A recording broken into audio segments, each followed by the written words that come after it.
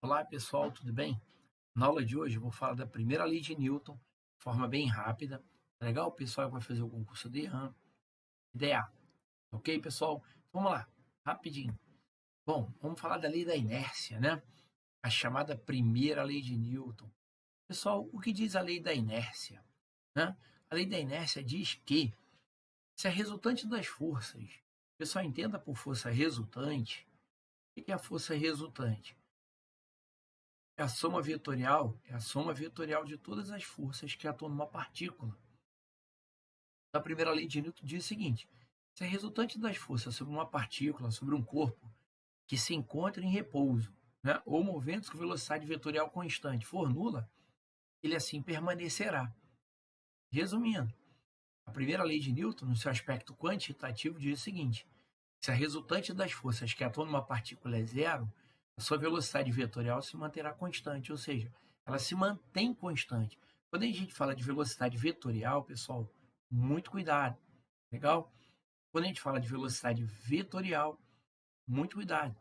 Grandeza vetorial requer direção, sentido e módulo, legal? Direção, sentido e módulo. Ou seja, matematicamente falando, está aqui, ó, primeira lei de Newton. A soma vetorial das forças, ou seja, se a resultante das forças que atuam na partícula é zero, a sua velocidade vetorial se mantém constante. O que significa isso, pessoal? Ela pode ser constantemente nula, não é isso? Constantemente nula é quando a partícula está em equilíbrio estático, tá legal? Aqui, ó, equilíbrio estático, bom? Constantemente nula, que é o caso do equilíbrio estático, ou constante diferente de zero, né? Ou seja, se deslocando em movimento retilíneo uniforme. Pessoal, outro detalhe, é muito comum, né, a gente vê o aluno falar assim: ah, todo corpo em movimento tende a ficar em movimento. Legal, certo? Todo corpo em repouso tende a permanecer em repouso. Beleza. Ele só pode alterar seu estado de repouso ou de movimento, né, se forças externas agirem sobre esse corpo. Legal. Beleza. Mas qual é o erro conceitual que muitos alunos cometem? Ah, aquela história do ônibus, né? O ônibus está em movimento. De repente, o motorista aciona o freio, a pessoa é tirada para frente, porque ela está manifestando inércia de movimento. Pessoal, pelo amor de Deus, nunca fale isso. Está tudo errado. É porque ele tende, por inércia, a permanecer em movimento. Porque ele tende, por inércia, a permanecer em repouso. Pessoal, a inércia é um estado da matéria. Inércia não é uma ação. A inércia é um estado da matéria. Ninguém manifesta inércia. É errado eu falar: ah, ele está manifestando inércia de movimento. Está errado. Ele está manifestando inércia de repouso. Também está errado. Né? Também está errado, pessoal. Muito cuidado. A inércia é um estado da matéria. Inércia não é uma ação. Inércia é um estado. Então, resumindo, pegou a questão. E a questão diz para você o seguinte, ó: a partícula está se deslocando com velocidade vetorial constante. Pessoal, se a velocidade vetorial é constante, a resultante das forças que atuam na partícula é zero. Legal? E se a resultante das forças é zero, a sua velocidade vetorial se mantém constante. Vice-versa. De novo, se a resultante das forças é zero, a velocidade vetorial da partícula se mantém constante. O que significa isso? Ela pode ser constantemente nula, que é o caso do equilíbrio estático, ou constante diferente de zero, né? Que é o caso do equilíbrio dinâmico. Tá legal, pessoal? Beleza? Então vamos lá. Vamos ver uma questão bem básica. Olha aqui, ó. Observe a figura. Aqui eu tenho um menino se movimentando sobre um skate, né? Aí ele botou aqui: um corpo em movimento tende. O garoto bate na pedrinha, perdão, pessoal, e é atirado para frente. Olha lá. Tende a permanecer em movimento, né? Ele colide com a pedrinha e é arremessado para frente. Não vai dizer na prova: ah, ele foi arremessado porque ele está manifestando inércia de movimento. Isso não existe. Tá legal, pessoal? Ele foi arremessado porque o corpo em movimento, ele tende a permanecer em movimento. Ele não está manifestando inércia. Inércia é um estado da matéria. Inércia não é uma ação. Cuidado, né? Então vamos lá. Aí ele pergunta: assinale a opção que indica a lei da física que foi parcialmente representada na figura acima. Inércia, né? Nada demais. Letra C. Vamos à questão número 2, que caiu lá na prova de sargento especialista. Ele diz assim, ó: o personagem Cebolinha, na tirinha abaixo, vale-se de uma lei da física para executar tal proeza, que acaba causando um acidente. A lei considerada pelo personagem é... Olha lá, ó, aqui eu tenho um copo sobre a mesa, ele bota assim: ah, que tal, pai? Aí dá um puxão rápido, vum, ele dá um puxão brusco, vum, né? E o copo permanece em seu estado de repouso. A explicação é simples. A força que a toalha exerce no copo na região de contato não é suficiente para vencer, né? Para tirar o copo do repouso.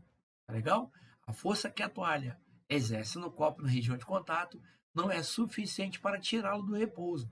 Portanto, o prato permanece em repouso. Beleza? Né? O prato aqui, ou o copo, né? Dá a impressão que é um copo, permanece em repouso. Beleza? Aí ele pergunta: qual a lei considerada pelo personagem? Primeira lei de Newton, a lei da inércia. Né? Por quê? A força que a toalha exerce no copo na região de contato, quando ele dá um puxão rápido, não é suficiente, não é suficiente para tirá-lo do repouso. Portanto, ele permanece em repouso. Todo o corpo em repouso tende a permanecer em repouso. Todo o corpo em movimento tende a permanecer em movimento. Ele pode alterar o seu estado de repouso ou de movimento por meio de forças externas. Tá legal, pessoal? Detalhe: não vai falar que o corpo está manifestando inércia. Ninguém manifesta inércia. Nessa questão, por exemplo, é muito comum o aluno falar assim: ah, o copo ficou em repouso porque ele está manifestando inércia de repouso. Não, pessoal, mentira. Não fale isso, que está tudo errado. Não fala isso na prova, que está errado. A inércia é um estado da matéria. Inércia não é uma ação. Tá legal? Beleza. Vamos fazer mais uma questão rapidinho. Bom, eu queria fazer essa questão contigo porque muitos alunos encontram dificuldade nesse tipo de problema. Olha o que ele diz: considere a figura a seguir. Deixa eu mudar a cor da minha caneta. Considere a figura a seguir, né? Dadas as forças F1, aqui eu tenho 3 forças, ó. F1, F2, F3. Olha o que ele me pede: o módulo da força resultante. Pessoal, veja bem, o que é a força resultante? Alguém vai falar: pô, Gepeto, como é que eu calculo a força resultante? Pessoal, a força resultante é a soma vetorial de todas as forças que atuam na partícula, né? É a soma vetorial. Aí o cara vai falar assim: caramba, Gepeto, mas aqui eu tenho 3 vetores. Aí qual o método que a gente usa aqui para calcular a força resultante? Aí o cara: eu posso usar o método paralelogramo, método polígono, método das projeções, só que eu vou te dar uma dica para você não perder tempo na prova. Quando você pega esse tipo de problema, né, em que ele tem várias forças lá com direções diferentes, pessoal, nesse tipo de problema é melhor a gente usar a ideia de versor do vetor. É melhor a gente trabalhar com vetor unitário. Hoje, Pedro, o que é isso? O vetor unitário, né, a gente representa assim, ó, na direção horizontal. O vetor unitário é o vetor cujo módulo vale 1. Né? Então, por exemplo, quando a gente vai trabalhar com o vetor unitário, como a gente está no plano aqui, pessoal, no plano, a gente adota o vetor I, vetor unitário I. Né? O que é o vetor unitário I? É o vetor de módulo 1, legal? Tem direção e sentido na horizontal. E o vetor unitário J, né? Aqui, ó, tem direção e sentido vertical. Olha lá, vetor unitário J. Tá legal? Aí, pô, Gepeto, mas por que trabalhar com versor? Pessoal, porque é mais fácil fazer o cálculo da força resultante. Porque dessa forma, a gente dá um tratamento escalar para uma grandeza que é vetorial. Então, por exemplo, essa força F1, ela pode ser escrita em função dos versores I J, né? Em função dos vetores unitários I J. Como assim? Observe, pessoal, que essa força ela pode ser projetada na horizontal aqui, ó. Quando eu projeto a extremidade desse vetor na direção horizontal, aqui, pessoal, eu vou ter, ó, cada quadrícula é 10 newtons, né? Tem intensidade 10 newtons. Então aqui eu vou ter, ó, 10 newtons, 20 newtons. Legal? Olha lá. Ou seja, aqui eu posso escrever assim, pessoal, 10i mais 10i. Por quê? O versor i é o vetor cujo módulo vale 1. Legal? Então aqui como se eu estivesse multiplicando 10 vezes 1 mais 10 vezes 1. Ou seja, a força F1 ela pode ser escrita do seguinte modo, né? O vetor que representa a força F1, ó, 10i mais 10i, 20i. Legal, né? Na direção horizontal. E na direção vertical, se eu projetar esse vetor vertical, eu vou ter, ó,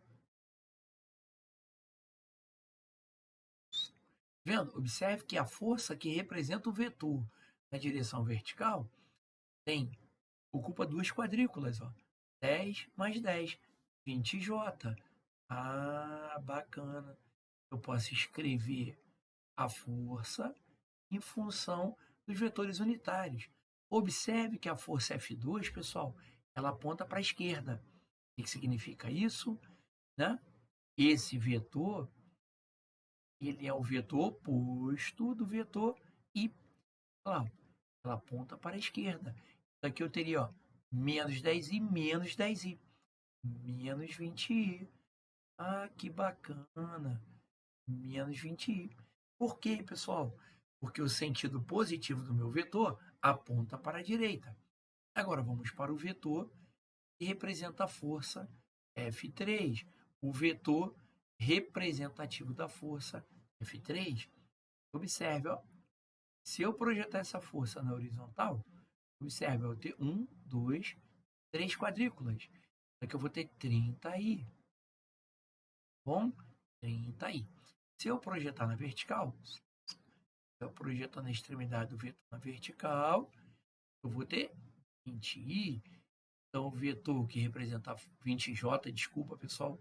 Então, o vetor que representa a força F3 tem 30 unidades na direção horizontal, 20 unidades na direção vertical. Beleza? Bom, ele quer a força resultante. O que eu faço agora? É só fazer a soma vetorial.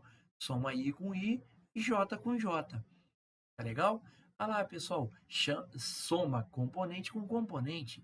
I com I, J com J. Observe, a força resultante vai ficar 20i menos 20i, vai dar 0, mais 30i. Então vai ficar 30i. Né? Mais, vamos ver na direção J. 20j mais 20j, 40j. Legal. Você vai falar, pô, Gipeto, mas essas opções não aparecem aqui. Calma, calma. Isso aqui, você está querendo me dizer o seguinte, que o meu vetor tem 30 newtons para a direita, né? 40 newtons, desculpa, 40 newtons na direção vertical e sentido para cima, ou seja, no final, eu fiquei com dois vetores perpendiculares. Como é que a gente calcula o vetor resultante? O vetor resultante é a soma vetorial, ficaria 30 ao quadrado mais 40 ao quadrado. Só isso. Vetor resultante, tirando a raiz quadrada disso tudo, vai dar 50 newton. Viu que legal, pessoal? Ou seja, cuidado, pessoal que vai fazer a prova de sargento especialista, é muito comum aparecer questões que ele pede soma de vetores, utilizando mais de dois vetores, né? Com esses quadradinhos. O que você faz, pessoal? Né? Vetor I, na direção horizontal, vetor J é direção vertical. O versor do vetor é o vetor de módulo unitário. Ele não tem unidade de medida. Ele só representa para a gente a direção, o sentido do vetor. Tá legal, pessoal? Beleza? Pessoal, não esqueça de deixar o seu like, compartilhe esse vídeo, né, para que eu possa ajudar outros alunos. Tá legal, pessoal? Obrigado pela atenção. Muito obrigado. Fiquem com Deus, estudem bastante. E até a próxima, pessoal, se Deus quiser.